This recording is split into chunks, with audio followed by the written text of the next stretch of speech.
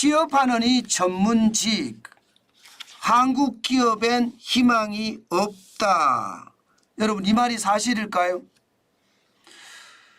사실인 것 같습니다. 여러분 이 지표를 한번 보세요. 법학 적성시험 지원자 추입니다. 2015년에 8,242명이었거든요. 그런데 2023년 19,400명입니다. 8년 새에 135.3% 늘었습니다. 11,154명이 늘었다는 뜻이에요. 2.3배가 됐다는 뜻이잖아요. 진짜 많이 늘었죠. 제도를 도입하는 원년에 2010년에는요. 여러분 1960명 지원을 했거든요. 지금은 19,400명이 지원을 했다. 그만큼 여러분 기업에는 안 가겠다는 거예요. 전문직을 하겠다는 거예요. 전문직을 하면 나의 미래가 노후까지도 보장이 되는데 이게 기업에 들어가면 버는 것도 적을 뿐만 아니라 일하는 만큼 보상도 없고 언제든지 쫓겨나는 신세니까 이게 기업은 생각하지 않겠다 그런 뜻입니다. 실제로 말입니다. 법학 적성 시험 지원자만 이렇게 늘어난 게 아니에요. 세무사 시험에는요. 1차 시험 응시자가 23,377명이었습니다. 지난해보다 10,000명 가까이 늘었습니다. 10,000명. 예, 대단하죠. 굉장히 많이 늘었습니다. 노무사 시험도 마찬가지입니다. 12,685명이에요. 역대 가장 많은 지원자가 몰렸습니다. 노무사 쪽에도요. 그 정도로 말입니다. 전문직으로 가겠다 하는 사람들이 진짜 많아졌다는 뜻이에요. 회계사도 마찬가지고요. 그만큼 말입니다. 기업으로 가서는 안 되겠다 그런 이야기가 지금 젊은이들 사이에서도 나오고요. 부모들 입장에서도요. 좀 더 지원해 줄 테니까 일을 좀 더 공부를 좀 더 해보라 하는 이야기를 많이 할 수밖에 없는 것 같습니다. 그 정도로 여러분 지금 젊은이들은요. 기업에 가지 않고 전문직으로 빠진다는 뜻이에요. 그럴 수밖에 없습니다. 보십시오. 전문직 평균 사업 소득을 보면 연봉으로 따졌을 때 2021년 기준이거든요. 의사가 2억 6,900만 원이에요. 굉장히 많이 벌죠. 회계사는 1억 1,800만 원이고요. 변호사는요. 1억 5천만 원입니다. 1억 5천만 원. 그런데 대기업에 가보세요. 대기업에 2022년 기준으로 연봉이 7,092만 원입니다. 중소기업은 이보다 턱없이 낮습니다. 3,432만 원. 여러분 같으면 여러분들은 어느 것을 선택하겠습니까? 의사를 하든지 회계사를 하든지 변호사를 하든지 전문직을 선택을 하지 절대로 말입니다. 기업에는 가지 않는다는 뜻이잖아요. 실질적으로도 이렇게 되니까 지금 시장에서는요. 생각하는 것보다 심각하다 이렇게 이야기합니다. 여러분.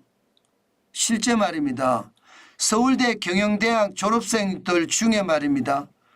로스쿨이나 대학원을 진학하는 사람이 30명 정도 되거든요. 대기업 취업자는 5명이에요. 대기업 취업자. 그러니까 너도 나도 전문직을 하겠다는 거예요. 의사든 회계사든 변호사든 아니면 정말 아니면 그냥 해외로 가겠다는 해외로. 해외로 가는 게 더 낫다 이렇게 이야기하고 있으니까요. 진짜 심각하죠. 제가 봐도 심각한 것 같아요. 그 정도로 말입니다. 천재들이 기업을 기피한다. 이것은 우리 기업의 성장성이 앞으로 더 뒤처질 수밖에 없다. 그렇게 생각할 수 있는 지표입니다. 게다가 말입니다. 기업에 가더라도요. 이직을 많이 합니다. 직장인들이. 왜냐하면 성과 보상이 제대로 일어나지 않으니까 직장을 옮기면서 연봉 인상을 한다는 거예요. 연봉 인상의 수단으로 직장을 이직하겠다 49.5%입니다. 개인적 성장 기회를 찾겠다 31.8%고요. 역량 검증 수단으로 삼겠다 12.3%고요.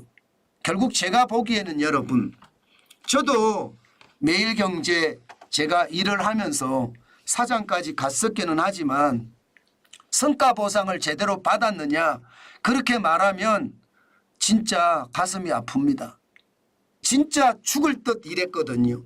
새벽 4시 집에서 나가는 시간이 4시, 회사 도착 시간이 새벽 5시 출근을 해서요. 하루에도 말입니다. 엄청난 일을 처리해내고 저녁에는 저녁대로 또 회사를 위해서 계속 일하고 집에 들어오는 시간이 보통 10시 반, 11시 이렇게 집에 들어왔단 말입니다. 그런데 그 결과는 사실 월급 받은 게 다거든요. 근데 그 월급 받은 걸 가지고는요. 노후 준비 턱없습니다.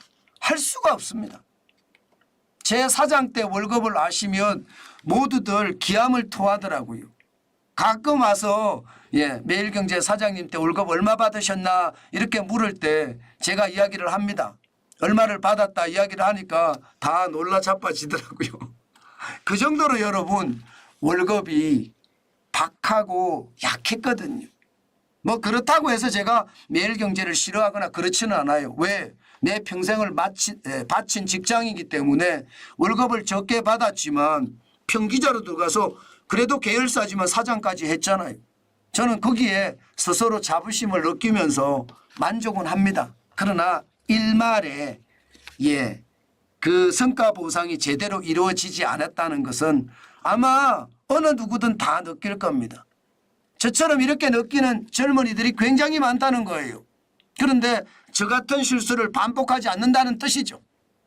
지금 월급 받아서는 내가 생활을 할 수 있을지언정 노후 생활은 준비가 안 된다. 그러니까 투잡, 쓰리잡 뛰어야 된다. 투잡, 쓰리잡 뛰으려고 그러면 매경에서 일하는 거, 회사에서 일하는 것도 정식대로 일하고 일한 만큼 보상을 받는 거 이게 필요하다. 그래서 젊은이들이 지금 직장을 옮긴다. 결론적으로는 그렇습니다.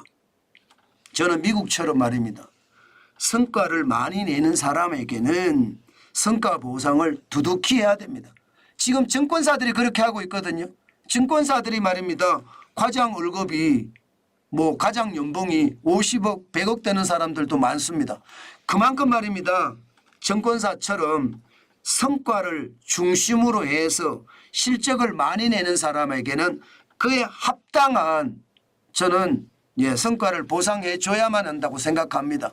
이대로 가면 진짜 한국 기업 희망 없습니다. 외국 기업으로 가시는 분들도 많거든요.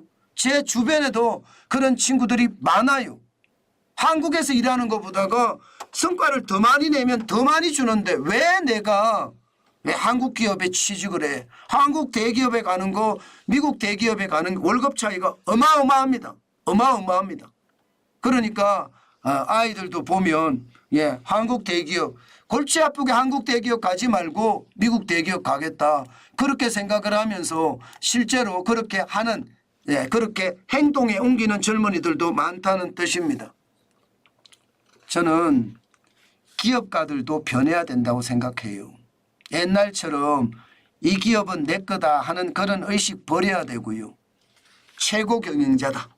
기업을 운영하는 최고 경영자다. 이런 생각을 가지고 움직여야지 저는 이제 바뀐 세상에 최고 경영자들도 저는 적응할 수 있다고 생각합니다.